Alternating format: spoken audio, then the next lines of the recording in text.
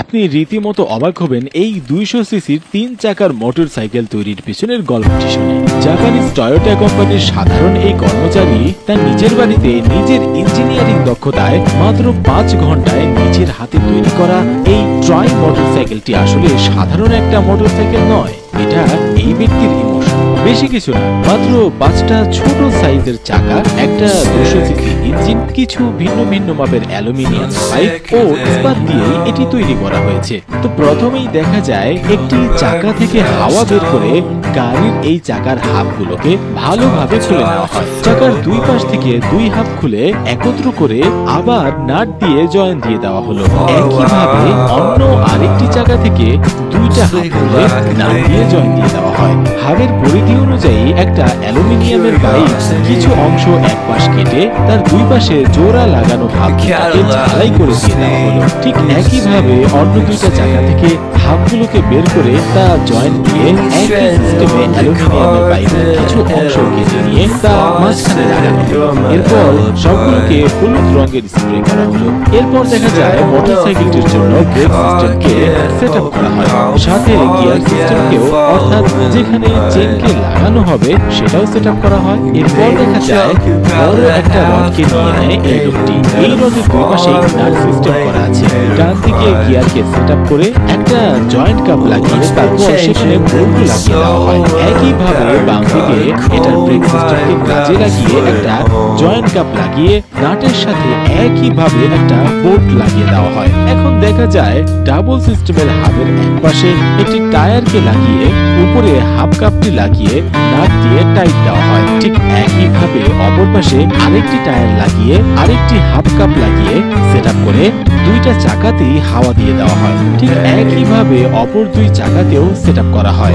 এরপর দেখা যায় ডাবল করা দুইটা চাকাকে রডের দুই পাশে লাগিয়ে আবার নাট লাগিয়ে নাটটি যাতে বের হয়ে না আসে এজন্য সেখানে পিন লাগিয়ে দেওয়া হয়। প্রাথমিক কাজ মোটামুটি শেষ। এরপর দেখা যায় পিছনে দুইটি চাকাকে রেখে মাঝখানে 200 সিসি ইঞ্জিনকে দিয়ে তার সামনে সিট বসিয়ে এবার সবার সামনে মোটরসাইকেলটির সামনের জায়গাটি মাপ মতো বসানো হয়। আসলে এগুলো করার কারণ হচ্ছে এখানে ট্রাই মোটরসাইকেলটির ফ্রেম তৈরি করার জন্য সঠিক মাপ তৈরি করা হবে। সঠিক মাপ নেওয়ার পর দেখা যায় ফ্রেমটি তৈরির জন্য দুইটা চিকন শক্ত অ্যালুমিনিয়ামের পাইপকে নিয়ে সেটাকে তার একদিকের কাছাকাছি অংশ থেকে বাঁকা করে লম্বালম্বি ভাবে রেখে আড়াআড়ি ভাবে ছোট ছোট মাপ অনুযায়ী কাটা পাইপগুলোকে ঝালাই করে দিয়ে দেওয়া হচ্ছে। ট্রাই মোটরসাইকেলটির ফ্রেমের পিছনের দিকে এক্সট্রা কিছু পাইপকে অ্যাড করা হয়, কারণ এখানে অধিকাংশ যন্ত্রপাতি বসানো হবে। সর্বোচ্চ জয়েন্ট কাপ চাকাগুলোকে বসানোর জন্য ফ্রেমের পিছনের দিকে স্টিলের ইস্পাত বসানো হয়।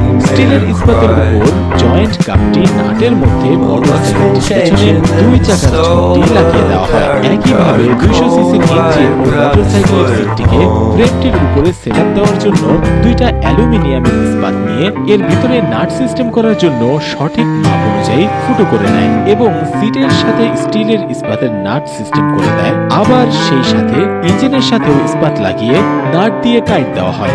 এরপর দেখা যায় ভাইটি ইঞ্জিনের সাথে লাগানো ইস্পাতটিকে ফ্রেমের উপর বসিয়ে চাকার রডে লাগানো গিয়ারের সাথে ইঞ্জিনের গিয়ারে চেইন সিস্টেমে করে দেয়। এরপর চেইনটি পর্যাপ্ত পরিমাণ টান টান করে তারপর ইঞ্জিনের নিচে থাকা ইস্পাতটিকে ফ্রেমের সাথে ঝালাই করে এই সেটআপগুলোর প্রয়োজনীয়তা অনুযায়ী কাস্টমাইজ করে দেয়। এরপর ইঞ্জিনটি চালু করলে দেখা যায় চাকাটি প্রচন্ড জোরে ঘুরছে।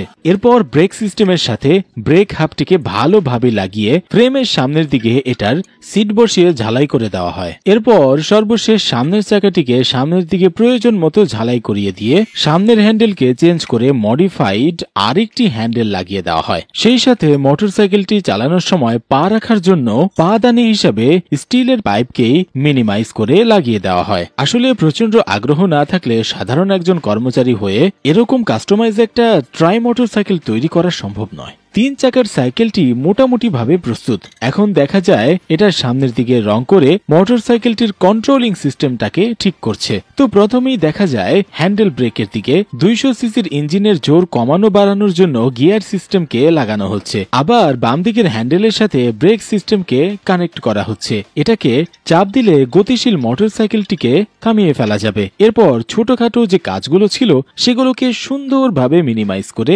সর্বশেষ পাত এবার হ্যান্ডেলটাতে দুটা গ্রিপ লাগিয়ে 200 সিসির ইঞ্জিনটিকে চালু করে ডান দিকে থাকা গিয়ার সিস্টেমে জোর দিলেই 3 চাকার মোটরসাইকেলটি প্রচন্ড স্পিডে চলতে থাকে, যা আপনারা স্ক্রিনে দেখতেই পাচ্ছেন। এটার ব্রেকিং সিস্টেমটাও খুব সুন্দরভাবে কাজ করছে, আর যখন ইচ্ছা ইঞ্জিনের জোর বাড়ানো এবং কমানো যাচ্ছে তার ডান হাতে থাকা গিয়ার সিস্টেমের মাধ্যমে। একটা কথা আছে না, প্রতিভা কখনো লুকিয়ে রাখা যায় না। এই লোকটি তার সবচেয়ে বড় প্রমাণ। কারোর যদি কোনো বিষয়ে প্রতিভা থাকে তাহলে পৃথিবীর কোনো শক্তি তাকে বাধা দিতে পারে না।